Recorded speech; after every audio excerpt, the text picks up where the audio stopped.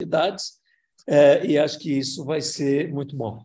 Então, nós estamos agora com 33 participantes. Nós vamos ouvir a palestra do Nuremberg e, depois de encerrado, nós vamos verificar propostas aí já entre nós, da continuidade para a preparação do dia 23 e 24. Nuremberg, muito obrigado desde já, a palavra é sua. Obrigado, Goze. Enfim, reforçar meu agradecimento para aqueles, somente que chegaram agora na nossa reunião.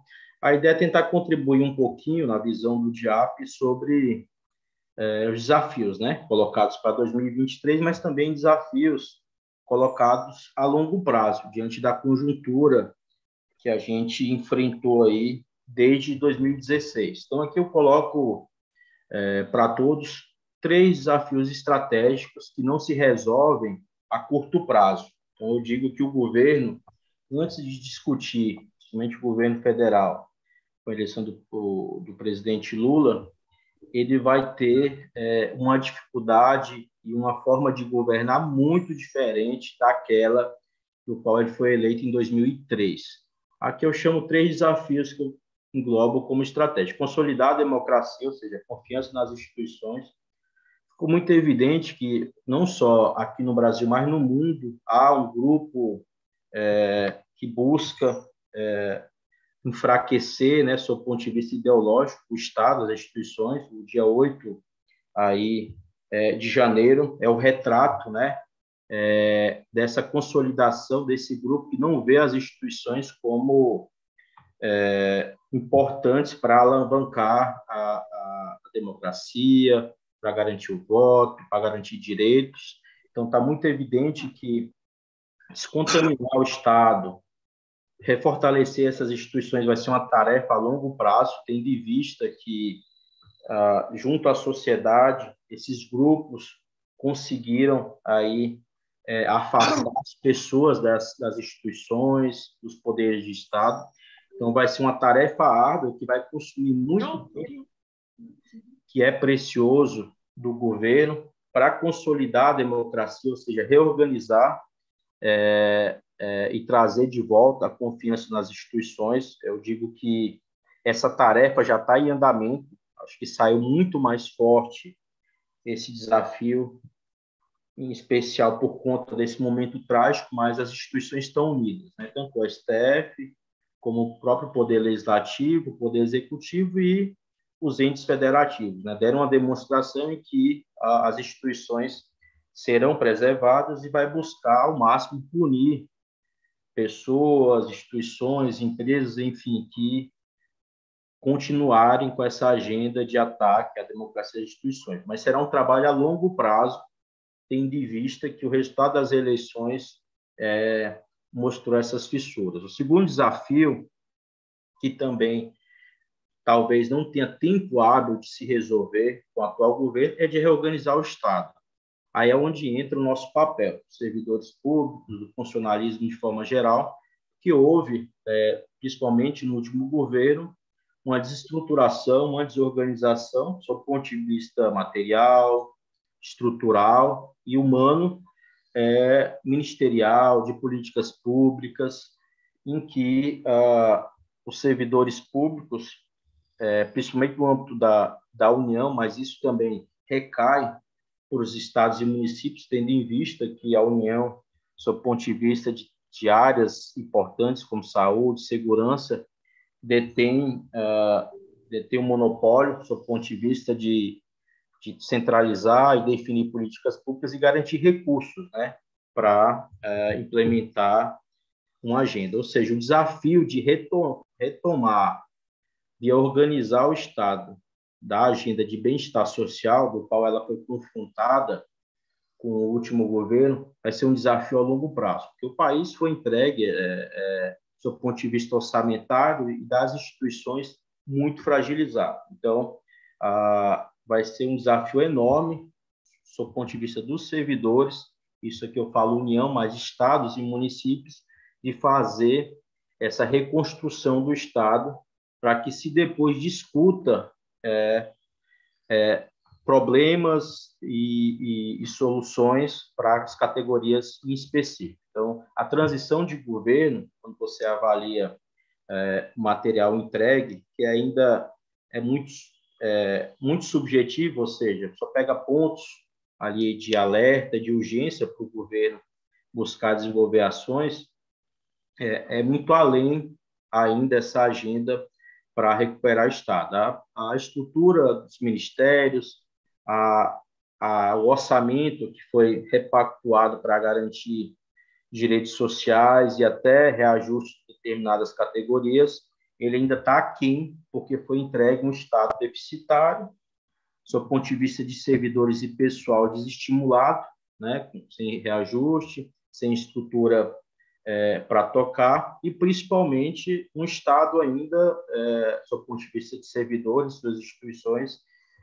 corrompido, sob o ponto de vista da ideologia colocada para dentro dessas estruturas. Veja polícia, veja em outras áreas do Estado que há aí uma resistência, né, e um aparelhamento desse ponto de vista. E o terceiro desafio é reconciliar a sociedade, com os setores da sociedade. Daí entra também, evidentemente, o papel dos sindicatos, do movimento sindical, se reorganizar para voltar, já foi dada uma sinalização muito importante, mas voltar a discutir e participar de políticas públicas, ou seja, tanto o Estado, como o mercado, como os sindicatos, fazem parte de um tripé democrático, né, assim como a imprensa, de participar, como co-participadores direto ou indireto, da construção de políticas do Estado. Então, essas três dimensões, desafios macros, sem dúvida, eles não serão corrigidos a curto prazo. Ou seja, vai exigir muito tempo do atual presidente, ministério e dos próprios outros poderes para poder reorganizar o Estado. De fato, o que foi entregue, quando se olha especificamente, foi muito pior do que se imaginava. Então, possivelmente, quando se fala em desenho de governo, e aqui eu entro nos obstáculos para a gente conseguir corrigir, consolidar a democracia, reorganizar o Estado e conciliar a sociedade, isso tudo para retomar a agenda de bem-estar social, ou seja, direitos, né?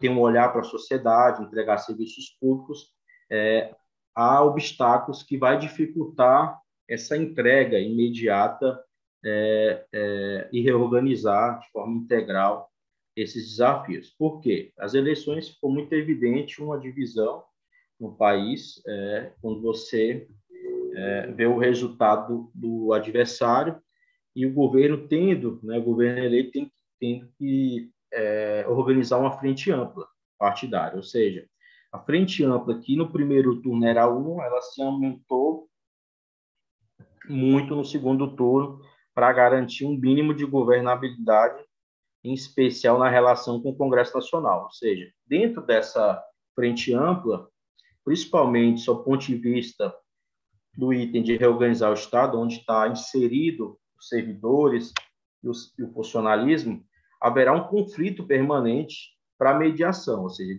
divergência em agendas serão corriqueiras e ampliadas. Por quê? A configuração está muito evidente que há uma ala de governo montada para resistência e outra para buscar apresentar diálogo. Você tem, de um lado, o Ministério do Trabalho, o Ministério da Inovação, que vai ter um espaço mais prestigiado em relação aos servidores e movimento sindical. Mas, por outro lado, você tem ali o Ministério da Indústria e Comércio, você tem o Ministério do Planejamento, que está no centro de governo, que vai ali também do outro lado impor ou colocar dificuldade de determinadas agendas, principalmente aquelas agendas para rever a discussão da reforma da Previdência, para rever a discussão do novo modelo de teto de gasto, tem que ser apresentado até agosto desse ano, dentre outros pontos que são importantes na agenda dos servidores públicos. Então, haverá, nesse modelo de governança, um conflito permanente, que é muito diferente em relação a 2003, em que o governo eleito ele foi eleito com grande apoio da população e conseguiu eleger uma bancada de apoio muito maior no Congresso Nacional em relação a esse momento. Então, é um cenário completamente diferente do que se viveu. Então, haverá esse obstáculo da frente por ter divergências em relação às nossas agendas de servidores. E ter até, dentro do centro de governo, ex-governadores, enfim, nomes que também, do ponto de vista federativo, colocará dificuldades em determinadas agendas.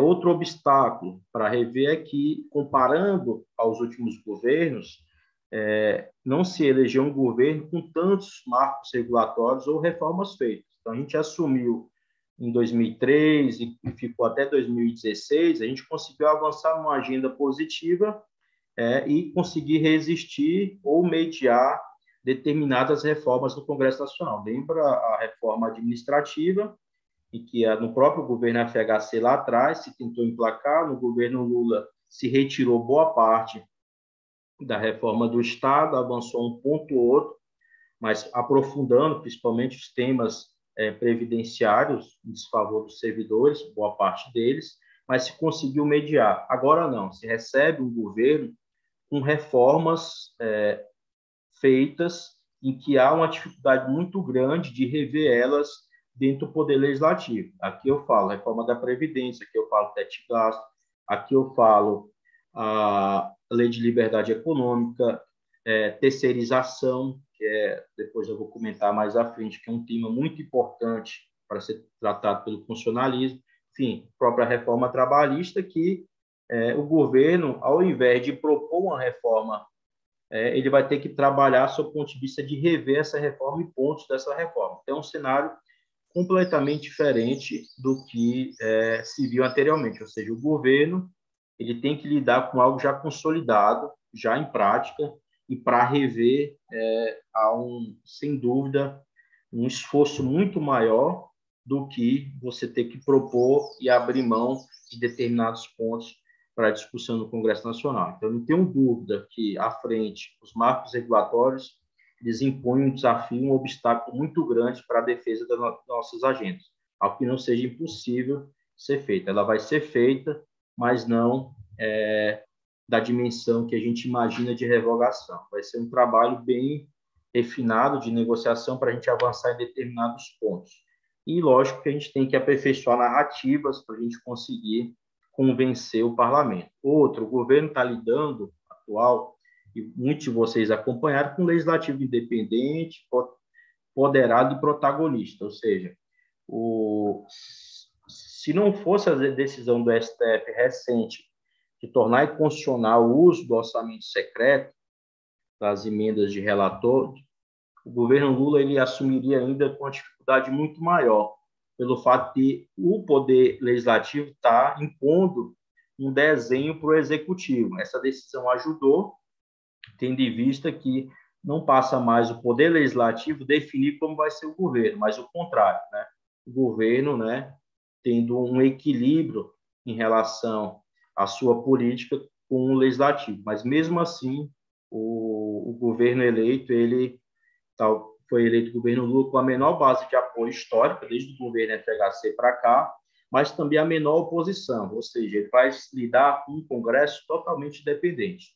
Hoje ele tem uma base de 288, um pouquinho mais, que garante a votação de temas infraconstitucionais, ou seja, leis ordinárias, próprias medidas provisórias ou leis complementares, que exigem 257 votos, mas para ter os 308 votos e mais, né, que necessita para revogar ou rever reformas estruturais feitas, ele vai exigir de uma negociação muito mais ampla com esses partidos independentes. Inclusive, muitos deles que estão dentro do governo hoje, eles estão dentro do governo, mas uma parcela dos seus parlamentares atuam de forma independente dentro do Congresso Nacional. Então, vai ser, desse ponto de vista, também com o legislativo, é bem diferente em relação aos últimos governos. O fato é que o governo Bolsonaro, Dilma, Bolsonaro e o Lula recebe, foram os que enfrentarão mais dificuldade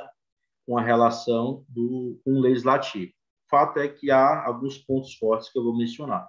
própria fragmentação política é um grande obstáculo, que vai exigir uma articulação muito grande. A gente teve menos partidos com representação, mas ainda há um número muito alto, né, 23 partidos para negociação. Você tem um mercado hostil à agenda social, vocês têm acompanhado isso com frequência em relação ao orçamento, às contas públicas, mesmo passando aí, fechando o olho para o que o governo Bolsonaro fez, esse setor ainda vai pressionar muito para ter uma política, ou permaneça uma política fiscal aprofundada e rígida ainda no governo Lula, e eles vão fazer isso via poder legislativo.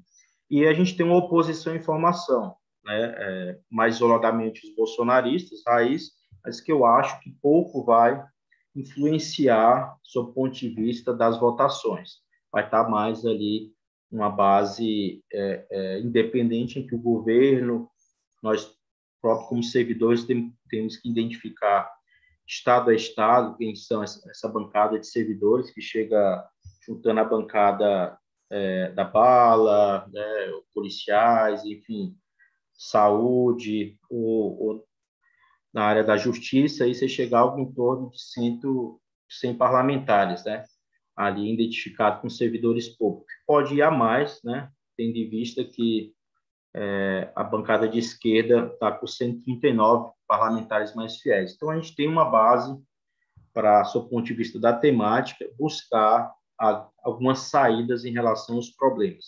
O fato é que esses obstáculos, que não são poucos, para tentar aí enfrentar os 3 desafios que eu apontei, de consolidar a democracia, reorganizar o Estado, reconciliar a sociedade, há pontos fortes que a gente tem que destacar. A experiência e o prestígio político do atual presidente, eu acho que isso, a gente não teria outro presidente para bater, enfim, conseguir a eleição em relação ao Bolsonaro.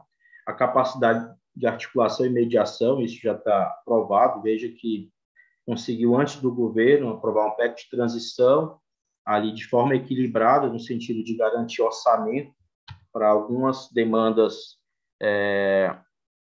em relação a programas sociais, como também até garantir reajustes para algumas carreiras. Lógico que o Poder Executivo, há uma indicação que talvez tenha até mais dificuldade de ter reajuste, que já foi concedido para o Judiciário, né, e para o próprio Poder Legislativo, e do Executivo Federal depende do Lula enviar um projeto de lei ainda para o Congresso Nacional para estabelecer o pagamento. Tem uma base que indica em construção, ou seja, já pode dizer que há uma garantia de governabilidade, mas não será uma garantia aberta e em branco, né? Então, temas que tratam os servidores públicos, principalmente em relação a despesas, impacto orçamentário, haverá uma grande resistência do Congresso Nacional. Por isso que, quando foi colocado aqui que pressionar e mobilizar o Congresso vai ser fundamental para sustentar aquelas medidas que poderão ser enviadas pelo Poder Executivo. E eu acho que tem, talvez, o principal ativo, ponto forte, a gente está entrando num ambiente político de normalidade, ou seja, os partidos estão dispostos ao diálogo e o Lula, diferente dos seus antecessores, prioriza a relação com os partidos ao invés de só grupos informais. E isso, de fato, ajuda aí na implementação de determinadas agendas. Aí, aqui, para encaminhar para o final e entrar em algumas pautas específicas que a gente vai ter que disputar, como eu disse, dentro do Ministério, primeiro para enviar e depois dentro do Poder Legislativo, o fato que a governabilidade vai ajudar muito a gente nesse ano, se o governo efetivamente priorizar e enviar os nossos preços. Por quê? A coligação eleita com apoio do segundo turno, a distribuição de ministérios, como eu apontei, está entre mínimo de apoio de 144 e 287, então garante para mais a votação de temas importantes, então isso é um fato interessante. Ele prioriza a relação com os governadores, eu não tenho dúvida que a eleição dos atuais deputados federais e até senadores passaram pelas nominatas dos governadores, eles participaram mais ativamente disso, porque você tinha um orçamento secreto enfim, das emendas individuais, e ainda tem as emendas individuais, enfim. O Congresso está empoderado com o orçamento e os governadores fizeram uma dobradinha, elegendo suas bancadas e tem um papel fundamental. Pega Goiás, da bancada do Goiás, o governador elegeu praticamente 90% do seu lado, enfim. DF da mesma forma, enfim, e outros estados também.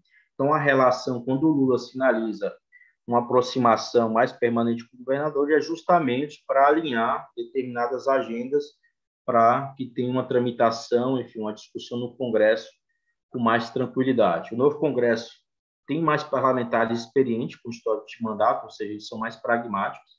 Então, o governo vai ser favorecido com isso, em relação à preocupação que tinha de parlamentares novatos ou bolsonaristas conseguirem espaços ou comissões, enfim, ou disputar a própria presidência na casa. Então, esse espaço é reduzido, até porque o Congresso houve uma menor renovação, que de um lado prejudica o governo, mas pelo seu modelo de governabilidade tem conseguido avançar em determinadas agendas, desde a PEC 32, né, da transição que eu comentei. Então, possivelmente, as fases da reforma ministerial que ainda não acabou, né, segundo e terceiro escalão que ainda não completou toda a esplanada, empresas estatais, diretorias importantes, possivelmente deve consolidar uma base para rever pontos importantes. Acho que o especial, eu até adianto aqui, tem que colocar como bandeira principal desse grupo, é que nesse primeiro semestre o Ministério da Fazenda, junto com o Planejamento, vai enviar um novo modelo fiscal em substituição ao teto de gasto. A gente tem que disputar essa agenda porque ela é fundamental para que se amplie não só para a União, mas para estados e municípios, investimento, se retome a agenda de concursos públicos, enfim, reposição, enfim, se reorganize o Estado. Então, essa bandeira é fundamental do teto de gasto para a gente, de fato, ter um serviço público que chegue na população. O teto de gasto, sem dúvida, foi o principal responsável em não ter funcionado, por esse desmonte, por essa desorganização, que só não foi completa porque eles não conseguiram aprovar a reforma administrativa, porque a lógica do teto de gasto era fechar um ciclo de reformas. Eles já começaram com o próprio teto, fizeram a reforma trabalhista, aprovaram a terceirização, aprovaram a reforma da Previdência, e eles queriam fechar o ciclo com a reforma administrativa. Se tivesse fechado esse ciclo, sem sombra de dúvida, a gente estaria aí num ambiente, mesmo com a eleição de um governo mais próximo dos trabalhadores e mais sensível às demandas dos servidores, teria aí uma política de terra arrasada para conseguir promover avanços, né, e encampar agendas positivas. Então, além do rever o teto de gasto, a gente disputar essa agenda para garantir que o servidor não seja variável de reajuste quando o Estado está com problema, que isso aconteceu, né? Não permitir reajuste para servidores, progressões, enfim, congelamento em geral de auxílios e salários de servidores, seja retirado dessa discussão, como também realizar concursos públicos, enfim, buscar uma agenda positiva.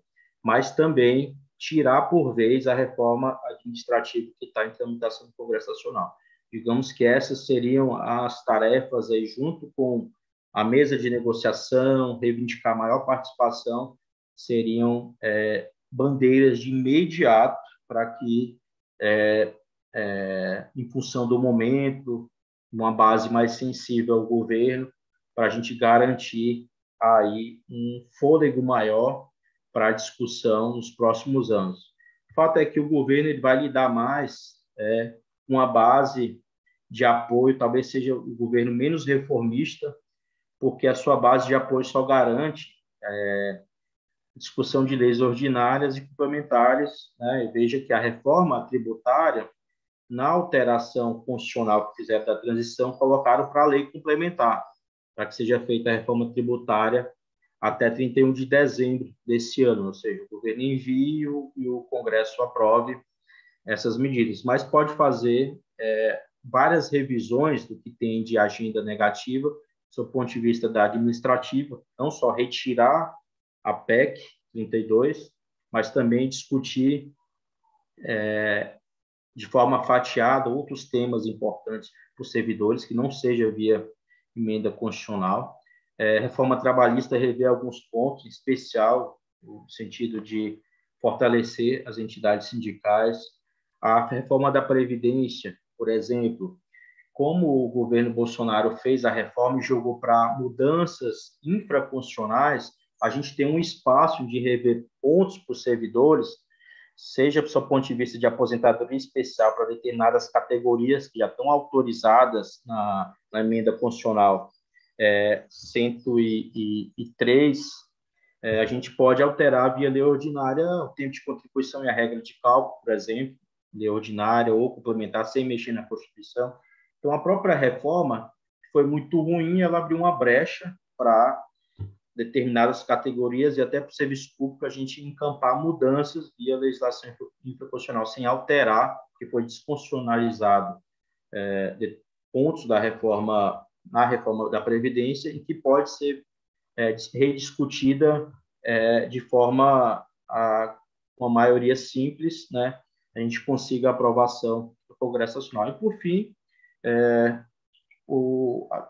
eu coloquei aqui, mas o que eu acho que talvez seja o que aponta o maior desafio para a gente, é essa concertação aí junto ao Congresso Nacional.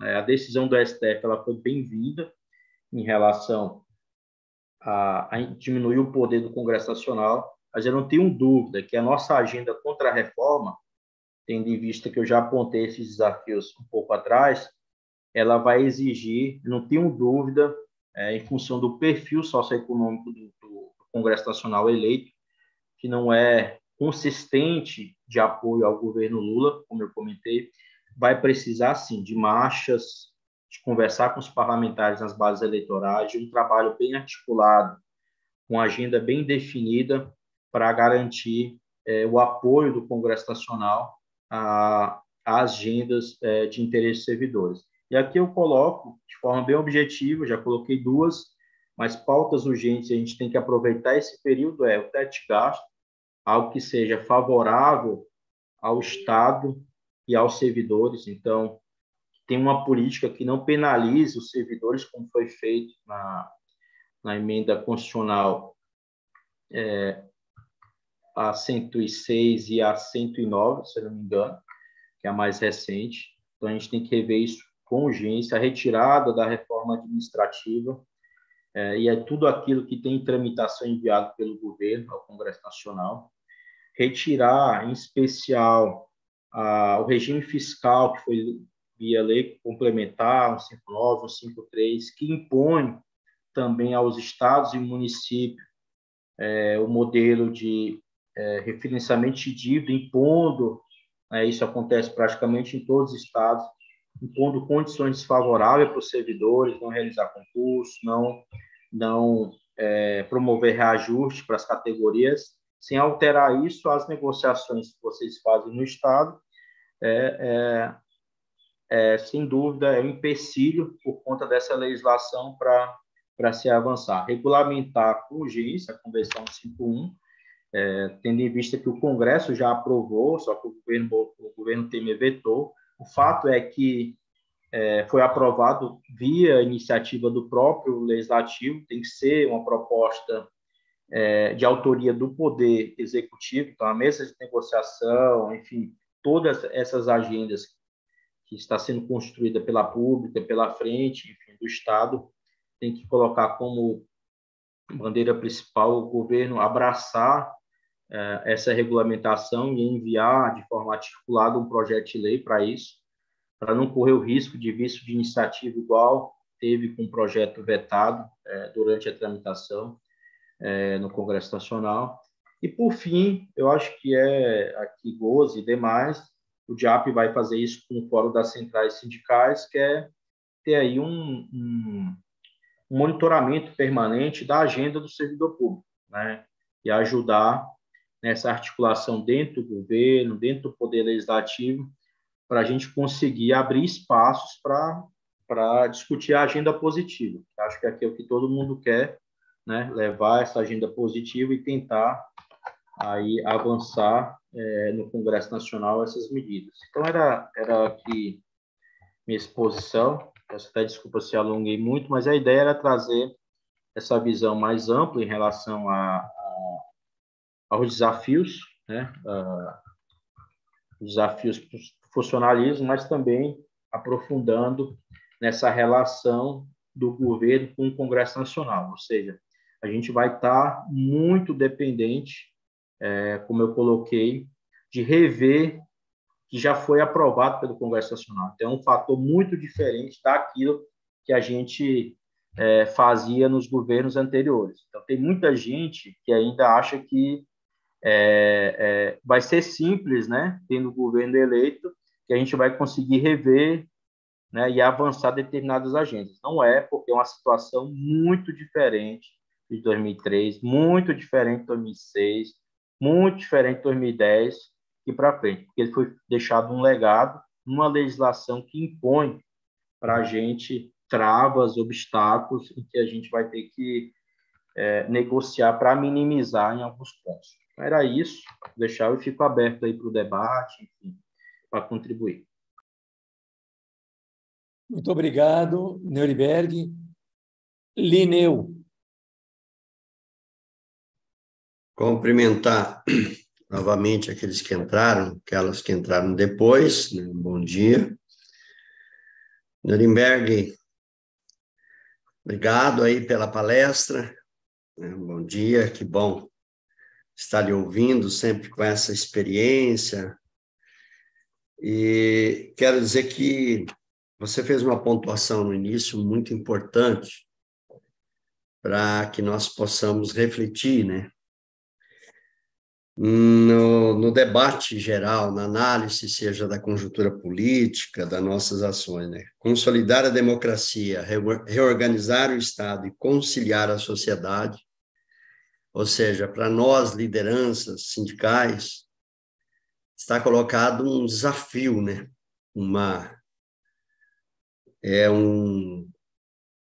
Exige de nós um comportamento diferente, buscar a capacidade de compreender a cada ação dessa para interagir no contexto, né?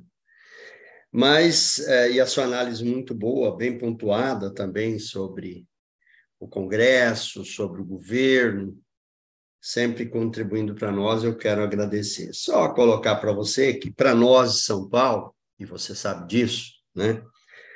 Eu queria até ver um pouco da sua avaliação, mesmo você estando fora, mas eu sei que vocês fazem essa análise e acompanham. Nós temos aí, encerrou um ciclo de PSDB, né? Mas continuou um governo, talvez em alguns pontos até pior, né? Mais privatista, com uma visão um pouco diferente. É um gestor público, em alguns momentos parece-me que ele indica que vai ter diálogo, mas até agora não dialogou de forma nenhuma com ninguém da base, né, da organização sindical. E também ele vai ter uma Assembleia Legislativa, ou seja, com a capacidade, né, com a bancada governista bem maior. E você que está de fora, no sentido, não é, né, na luta direta, você que fez uma análise da conjuntura nacional a nível de governo federal, a nível de Congresso, né, o que você destacaria para nossas habilidades dentro desse contexto que você apontou? Quais as habilidades principais para nós no estado de São Paulo para fazer esse enfrentamento aí? Então, fiz aí um desafio para você, né?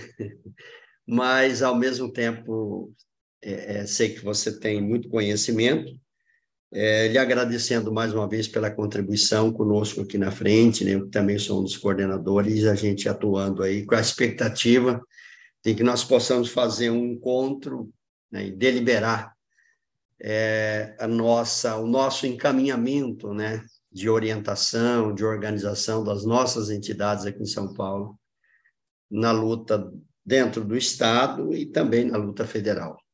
Obrigado. Neuriberg já quer responder ou vamos ouvir primeiro a Desirê, que também tem uma pergunta? Eu acho que a gente ouve, aí eu faço um bloco, né? Responder. Isso. Desirê? Bom dia, Neuriberg. Eu pertenço à FESPESP também, sou diretora parlamentar da FESPESP, pertenço ao Sindalesp, que é o Sindicato dos Servidores Públicos da Assembleia Legislativa e do Tribunal de Contas, e a nova Central Sindical. Bom dia, e te agradecendo em nome do sindicato e dessas entidades, como fez o meu presidente Linneu, a sua presença aqui entre nós. Eu tenho uma curiosidade a respeito, a um ponto mais específico, a questão das carreiras de Estado. Por que eu coloco isso? Porque as carreiras assim definidas como carreiras de Estado, parece que elas ficam imunizadas das políticas mais predatórias que são levadas a cabo em relação aos demais servidores públicos. E aqui em São Paulo, por exemplo, no meu ambiente de trabalho, nós temos servidores, o nível mais baixo seria o nível técnico, a maioria tem qualificação e é um trabalho relacionado à atividade do processo parlamentar, né? E a mesma coisa eu falo em relação ao Tribunal de Contas. Essa é uma divisão e uma visão perversa, porque partindo do pressuposto de que nós somos concursados,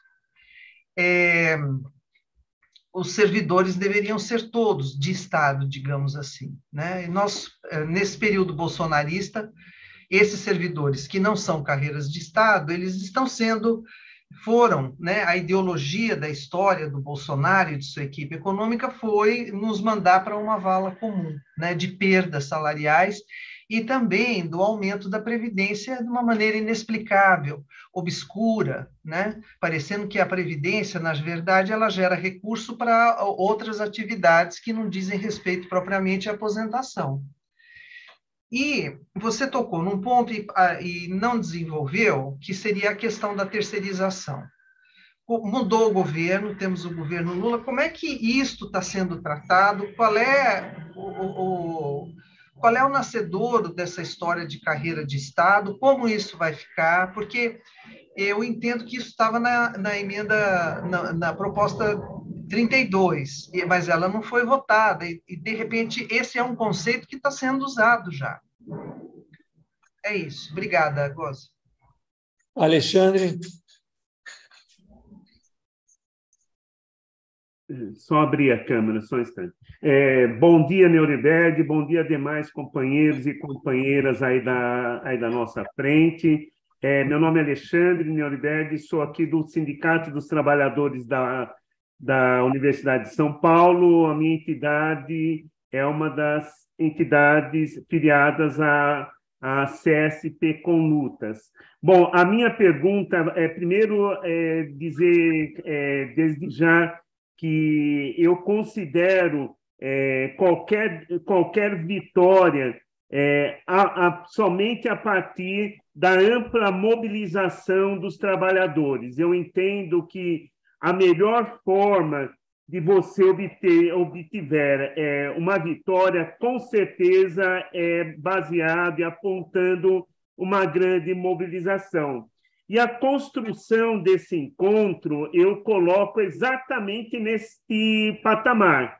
Eu visualizo um encontro em que trabalhadores e trabalhadoras do serviço público possam discutir todos os caminhos, desde a questão do serviço republicano, que é o serviço público como única, eu considero como uma única forma de que as pessoas pobres desse país possam ter satisfeitas as suas necessidades a partir da saúde pública, a partir da educação pública, a partir da justiça pública e de todos os setores. Para isso, nós também temos que fortalecer aqueles agentes que cuidam desta questão, que somos nós, os servidores. E certamente, como bem disse a minha companheira que me antecedeu, os servidores públicos ligados diretamente ao serviço público são os que melhor podem fazer essa prestação de serviços. Nesse sentido, Neuriberg, eu gostaria de que você falasse um pouco sobre exatamente esse contexto. Nós, certamente, estamos muito diferentes dos trabalhadores do Serviço Público Federal. Nós estamos agora submetidos a um governo que penso de que vai querer fazer o ideário, ou entre aspas, bolsonarista, ou da extrema-direita sendo utilizado aqui em São Paulo. Certamente vai ser o principal agente dessa extrema-direita. E, perto disso, toda a política de sucateamento do serviço público. Eu gostaria que você conversasse um pouco conosco sobre isso daí. Tá? O bem que será termos um grande encontro para prepararmos a resistência sobre isso. Obrigado. Nós temos mais o Gaspar e o Milito, mas eu vou passar para o Neuriberg, depois eu volto com o Gaspar e Milito, que são, acho que, os últimos dois. Neuriberg, com você. Perfeito.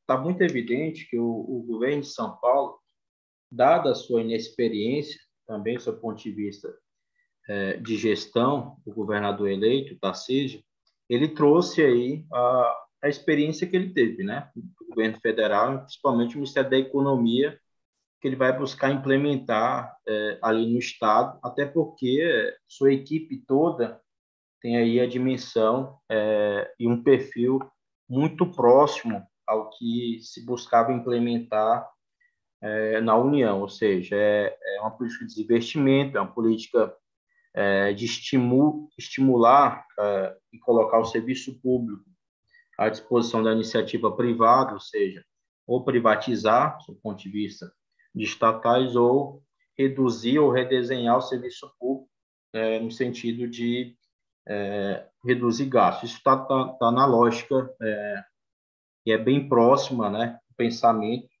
convergente com o que estava sendo implementado com o governo federal.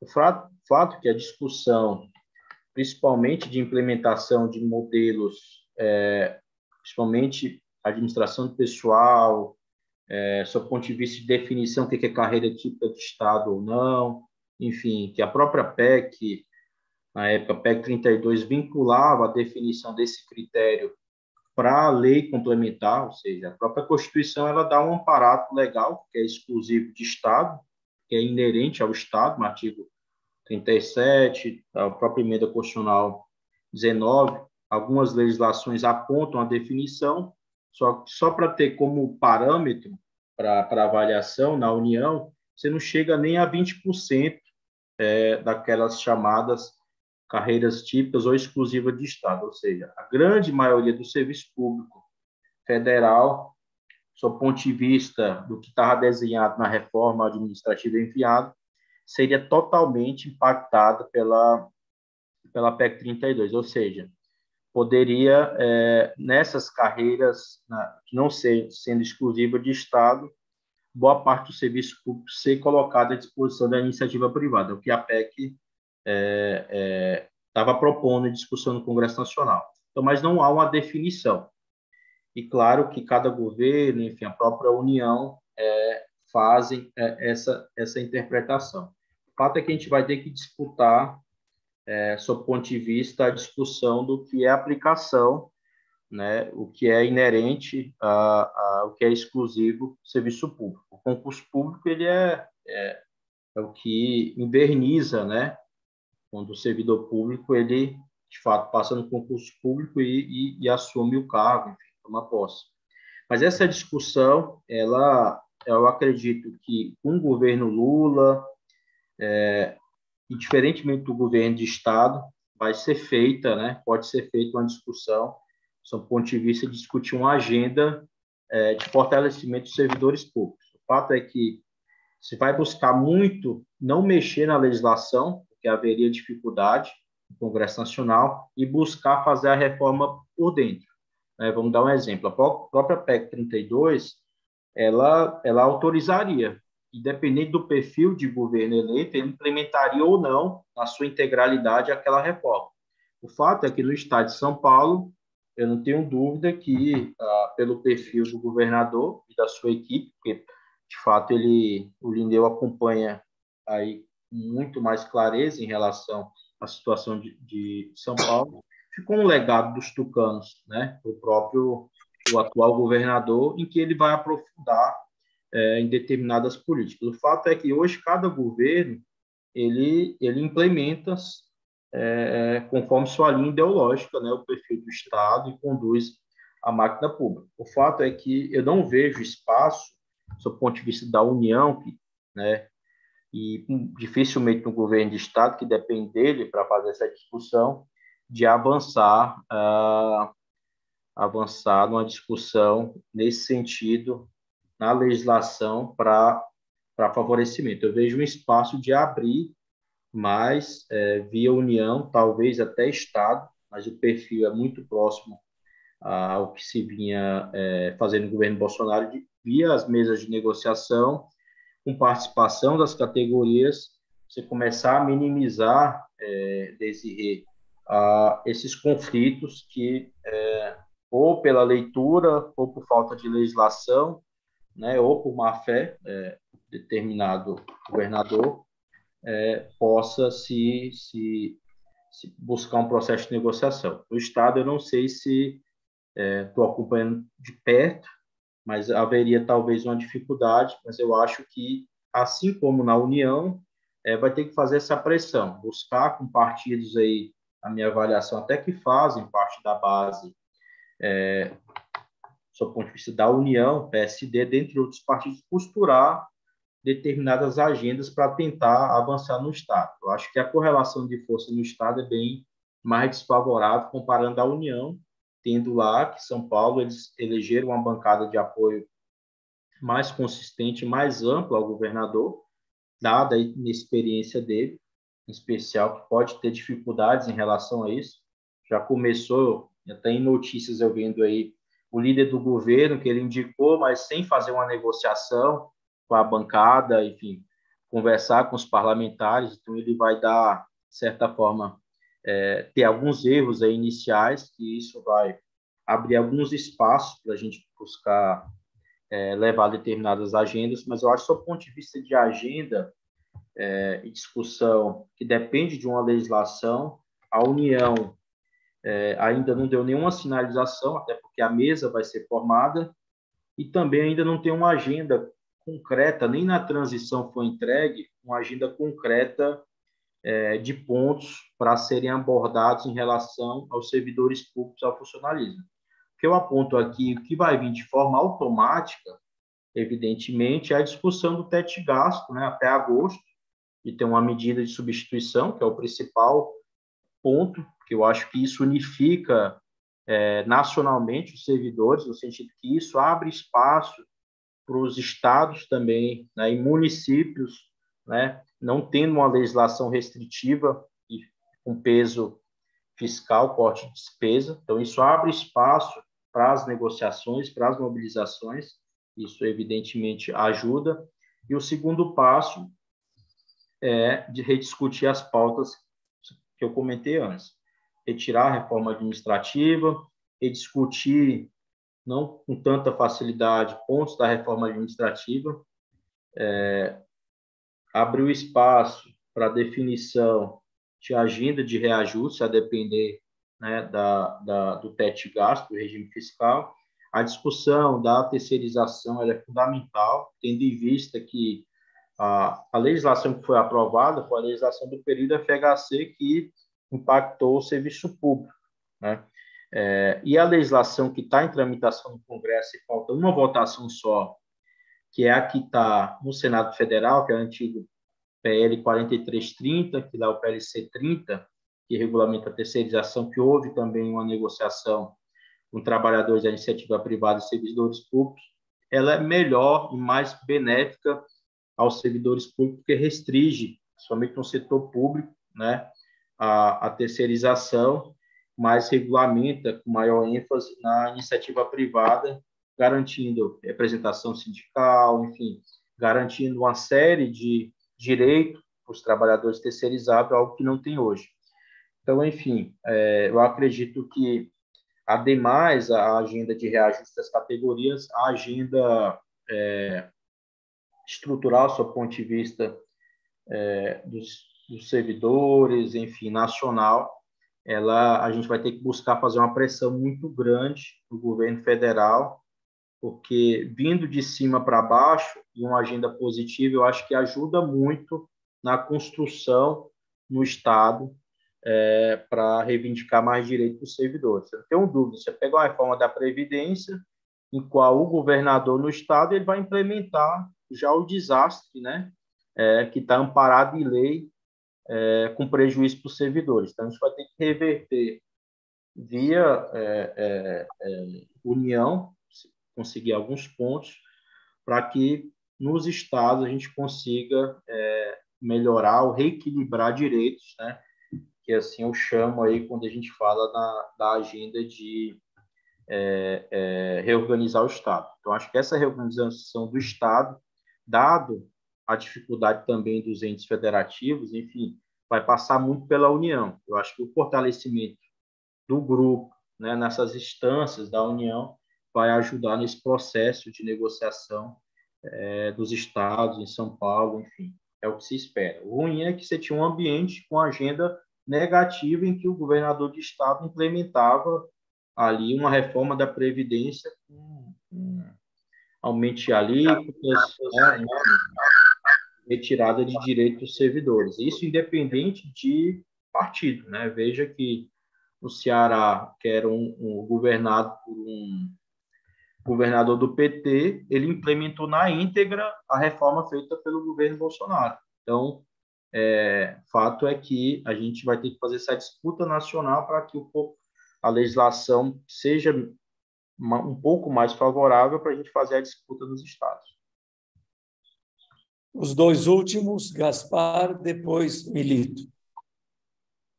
Bom dia, pessoal. Bom dia, Neurenberg. Obrigado aí, excelente palestra. Você está falando aí de previdência, né? E o assunto que eu quero é justamente esse. Nós aposentados, eu sou presidente de uma associação de aposentados da AXPAL, e aqui da Assembleia Legislativa de São Paulo, e sou membro aí da Pública, e da FENAR e diversas entidades. Nós sofremos muito, os aposentados, desde a emenda 41, né? 41 do governo Lula, que foi um presente que o Lula deu para os aposentados, na época, a contribuição, né? Na época, a partir do teto do INSS. E que agora o Bolsonaro, com a 103, trouxe a possibilidade de também os demais, acima de um salário mínimo, ter essa contribuição.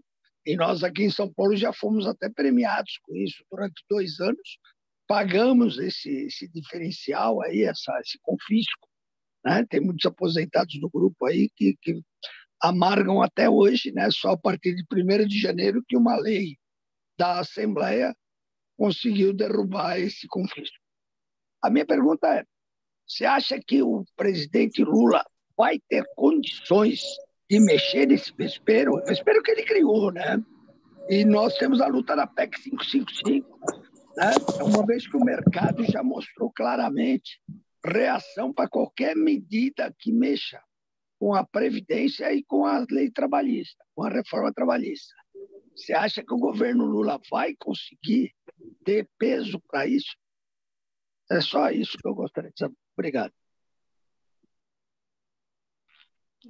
Milito. Bom dia a todas e todos. Obrigado, Neurenberg, pela palestra, excelentes explicações.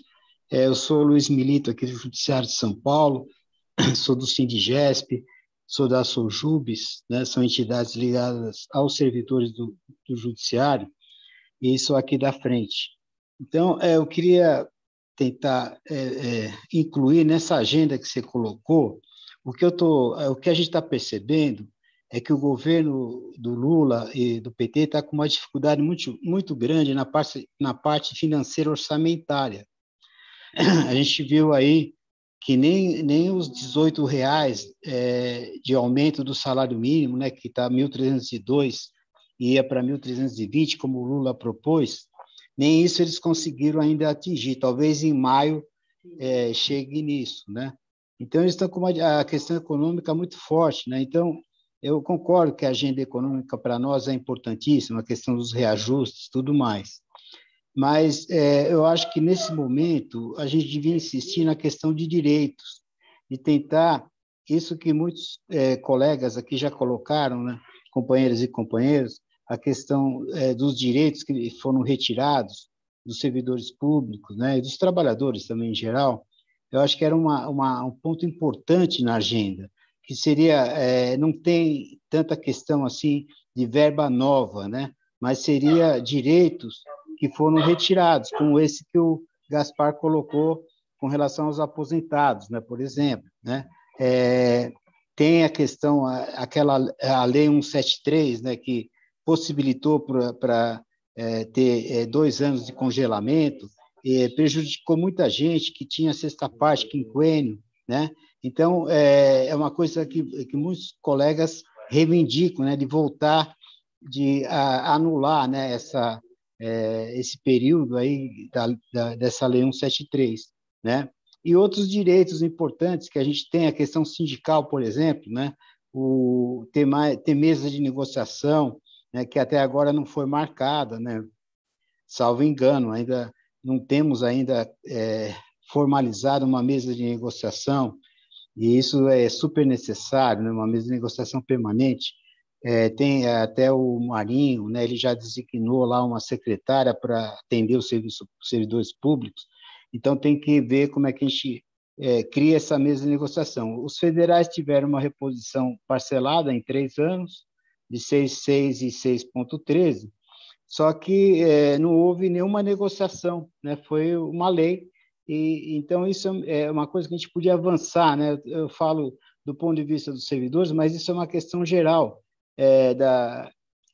do governo Lula, de a gente avançar em direitos em todos os sentidos, né? Porque seria questão de mudar, né? Toda a influência que o bolsonarismo teve, né? Nesses 4 anos, em tudo quanto é setor da sociedade. Então, acho que eu daria um destaque, né, vamos dizer assim, nessa agenda que você colocou, de tentar, pelo menos esse semestre, retomar direitos que nós perdemos durante o governo genocida do Bolsonaro. Obrigado, Nuremberg.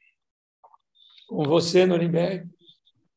Excelente as colocações do Luiz e do Gaspar. Eu vejo uma dificuldade muito grande, até por conta da legislação e do governo assumir ainda um governo, uma situação deficitária, e dentro de um regime fiscal que haverá uma disputa muito grande para manter. Então, você rever principalmente a política, né, de alíquotas progressivas, né, aumentar o limite, enfim, depende de alteração constitucional, né, por um dos pontos da PEC que não foi permitido, da emenda constitucional 103, você rever ou ampliar limites, né, dentro de uma legislação ordinária ou complementar. Então, é um fator de dificuldade e, sem dúvida, uma discussão dessa no Congresso, o governo, mesmo que já existem projetos, né, já em discussão dentro do Congresso Nacional sobre rever isso, enfrentaria uma dificuldade imensa, dado a agenda que o governo está discutindo. Então, tem uma reforma tributária à vista, tem revisão do teto de gastos, isso tudo vai depender de qual reforma e qual vai ser a nova âncora ou o regime aí escolhido para que os servidores, que aí eu já entro na resposta do Luiz, que é fundamental, qual vai ser o limite que a gente vai ter para disputar, rever direitos ou ampliar direitos, né?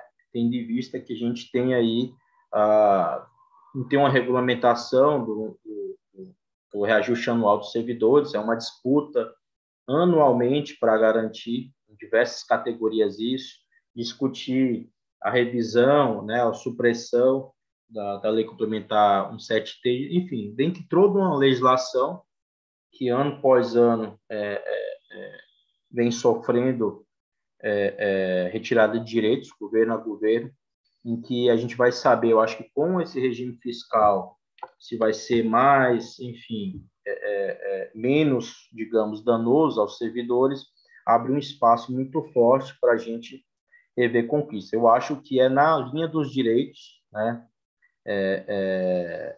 Eu acho que a luta vai ser maior, eu acho que esse momento do discussão do teto de gastos, enfim, esse momento pós-pandemia do qual o serviço público, enfim, o Estado foi muito exigido, que a gente tem que se abraçar para buscar aí a retomada de direitos, melhorar a renda dos servidores, enfim, buscar alternativas para esse primeiro ano, enfim, para os próximos anos. Então, acho que a discussão está aí. Veja que determinadas carreiras aí pega carreiras, enfim, seja pública ou privada, mas enfermeiros, né, outras categorias, né, conseguiram pisos salariais e fizeram a disputa dentro do Congresso Nacional.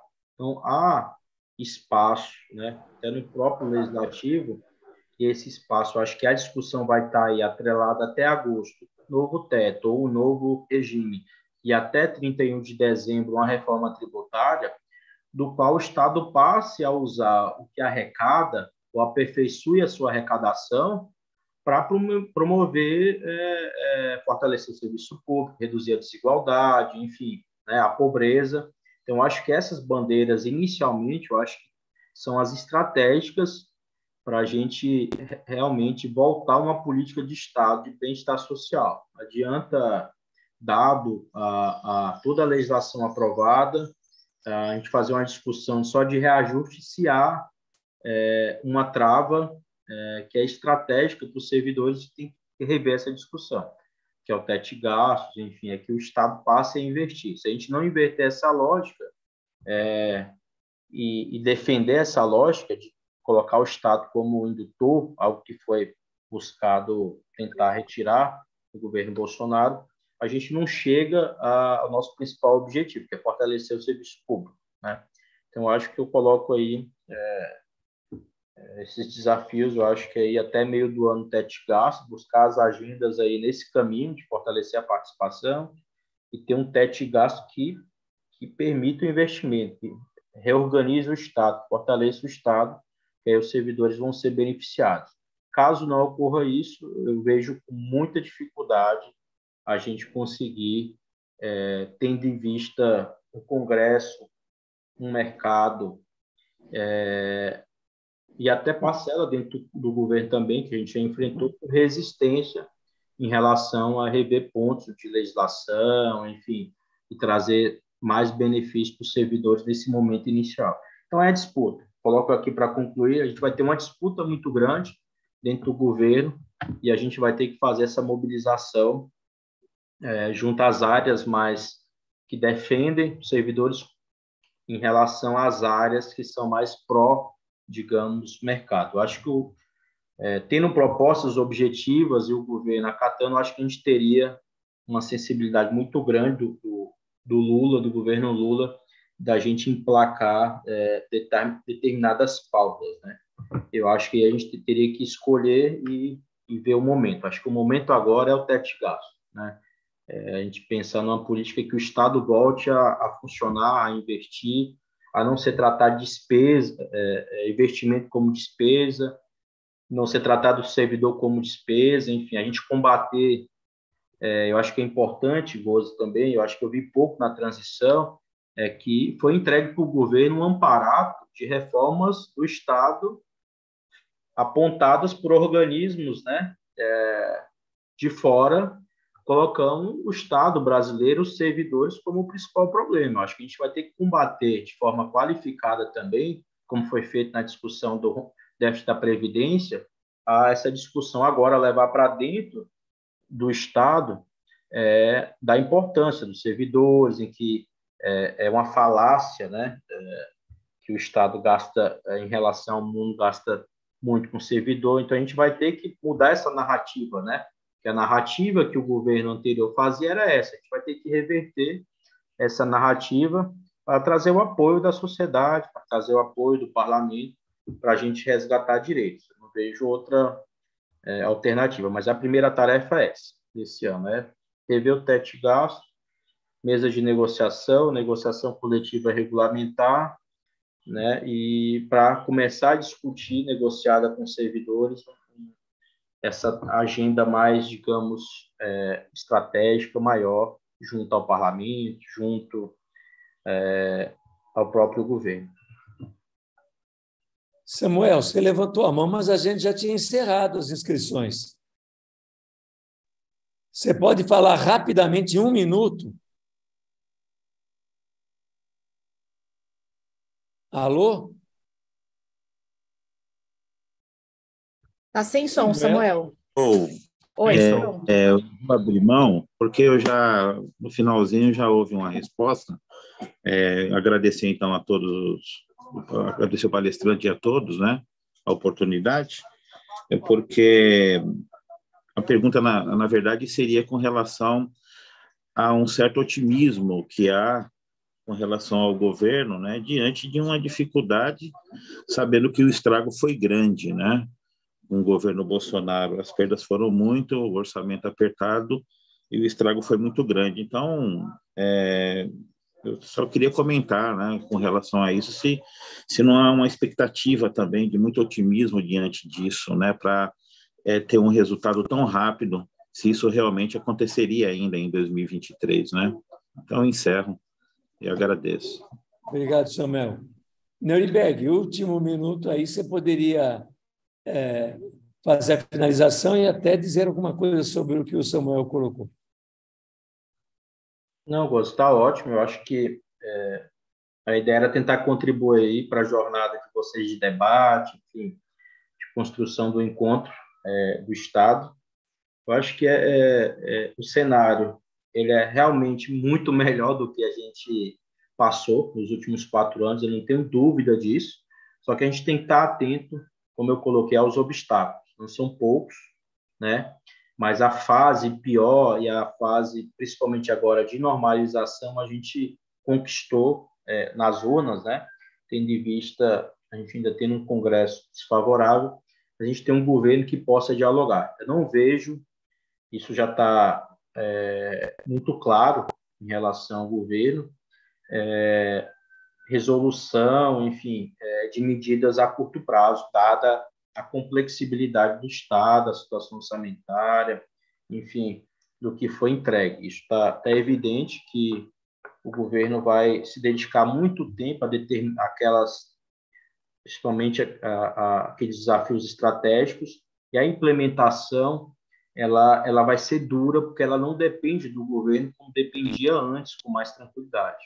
Ela depende de uma série de atores, né, do próprio Poder Judiciário, que toma decisões desfavoráveis. Vamos lembrar que esse perfil ele não foi inalterado, mesmo o governo Lula tendo a chance de indicar mais 2 ministros, e a gente tem um Poder Legislativo que vai trabalhar os grupos empresariais a manter o legado que eles defenderam aí desde 2016, que não, de fato, não teve efeito na realidade, mas eles vão manter ali por conta, você tem ali 2/3 ainda do Congresso, né?